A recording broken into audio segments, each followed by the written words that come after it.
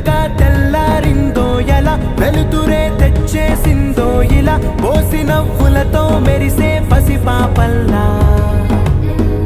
చేదతో బావులలో గలగల చెరువులో బాతుల ఈతల కళ చేదుగా ఉన్న వేపను నమిలే వేళ చుట్ట పొగ మంచుల్లో చుట్టాల పిలుపుల్లో